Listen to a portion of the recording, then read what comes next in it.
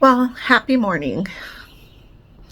I just spent 30 minutes making breakfast only to find that my liverworth, broadsworth, I don't know what it's called, but it's basically that livery spread stuff you can put on like sandwiches or whatever, has gone bad. I tell you, this is Monday, and I'm like, if this is how my week's going, But anyways, so there's this cool recipe where you take like an egg and you put it in a bowl.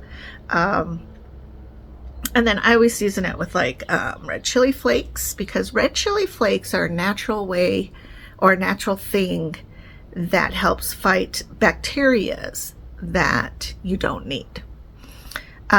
Chicken farmers use it a lot for their chickens because it's a natural thing. And God bless that red bell peppers that the Lord has made, because it is really a miracle food.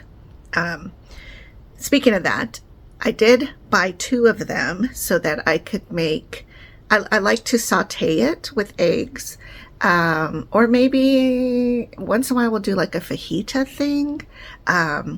But they sent them and they were so big that I decided that I wanted to make, what are they called? Well, anyways, I don't know what they're called, but the recipe has it where you take ground beef and you maybe put some onion in it, maybe some garlic, season it up real good, and then you shove it in there. So you cut the bell pepper in half and then you shove it in there and put some cheese on top eventually, and you cook it that way. So that to me looked really good. I know you can make it with rice, but there's other carnivore recipes that don't have rice in it, and so that's how I'm going to try to cook it. Again, Donnie's not a big vegetable fan, but he's pretty willing to just, eat a couple things every now and again. I'm Peruvian, so I definitely need my potato. But I have gone long. I should say I have reduced the potato intake, but I haven't kicked it out altogether, because there's just something so comforting about potatoes as there is with coffee. So I'll never get rid of coffee, and I will never get rid of potatoes. But how the potato is made has definitely altered. So I am proud to say that I have definitely not eaten fried potato, so no French fries. In fact, it's crazy because last week we were so busy. We were at various venues, and as a side, it's usually potatoes, right? And at this particular venue called River Bottom, I asked them if I could actually order a side of mashed potatoes, because they offer mashed potatoes with their rib dinner and their salmon dinner. And those prices were pretty high, but considering where they're located, like, that's fair. So I asked her, I said, is there any way I could just get a bowl of mashed potatoes on the side instead of French fries? And she was like, you know what, because we're not super busy, absolutely, I'll just do it myself, don't worry. And I was like, that was so nice. And what a cool, I don't know, it was like such a different thing, because it's like, to me, mashed potatoes are like a hug.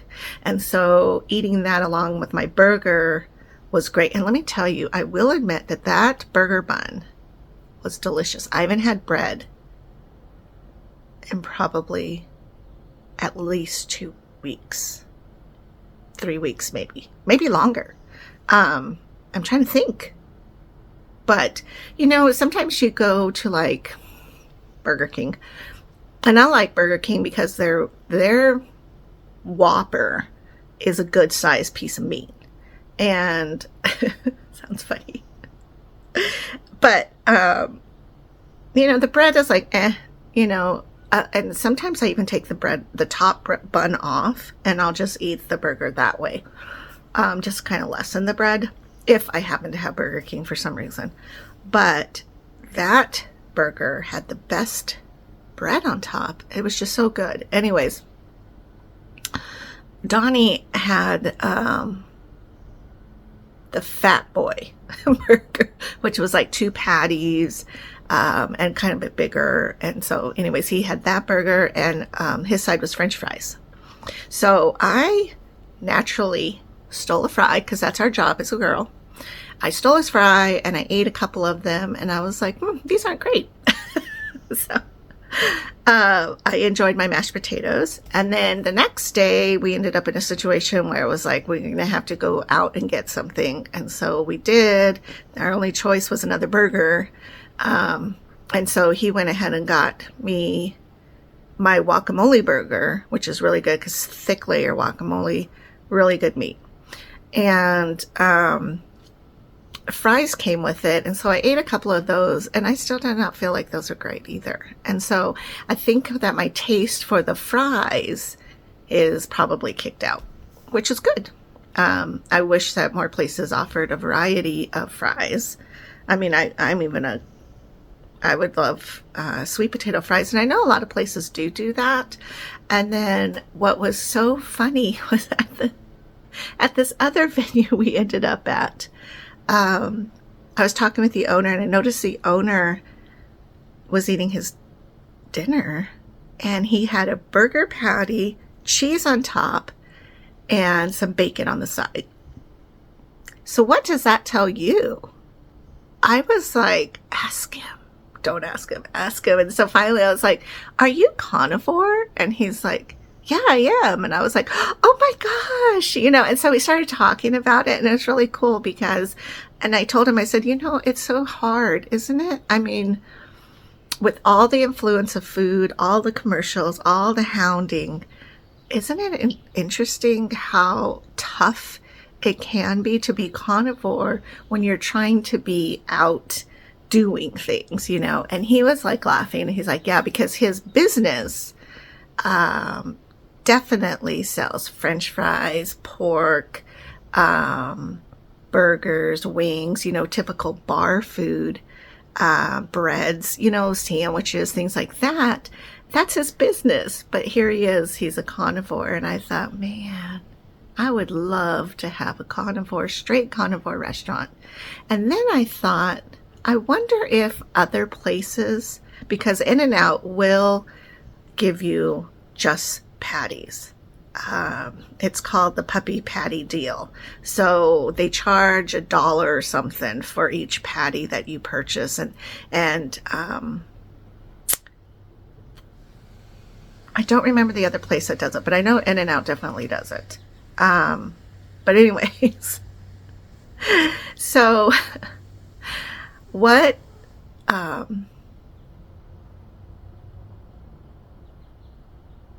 which I think is becoming more known. I would pay, I don't know, that's tough because you're like, okay, so let's say a burger meal is $15, but you don't want all that extra stuff. So then how much does that stuff actually cost? So if they could reduce the price a little bit, I'd be willing to pay $12 for a carnivore meal that he just had. I mean, because one, why waste the food? Because that's what ends up happening. And two, you're getting really good food. So I don't know. Anyways, all of that to say that it is difficult when you don't plan how to eat when you're out there. And then also I was very sad today that my Braunschweiger went bad, because that is such an energy boost for me when I eat that. So instead I'm having 3 hard-boiled eggs, which is just as good for protein, and my coffee, and we'll go from there. Maybe I won't eat anymore. Good news is that Glenda just messaged me and told me that she is done with the fair, and that we're going to meet for breakfast tomorrow. So that'll be great, because I really thought she was going to be gone next week too, or this week. So I don't know. That's my adventure with food this week. And I mean, can only do what you can do, especially because we were just so busy. We were gone Friday night. We didn't get back till midnight. And then we were up by 8 the next morning, at least, I think. I had to do my exchange. And then we took off for this event that was a 12-hour day. And we stayed till midnight. I got home around 1. And then yesterday, we were able to sleep in. I was tired all day. Another thing that affects us is just eating that way too, because it makes us more tired. And so yesterday we were able to have a good, healthy breakfast. And then we went to an event last night, and then I think we got to bed probably around 11. So I feel really bad for Donnie because he had to get up and go to work this morning at 5. I slept in till 8 and jerked awake and thought, oh my God, my exchange, because I have an event tonight. So yeah, that's my life right now.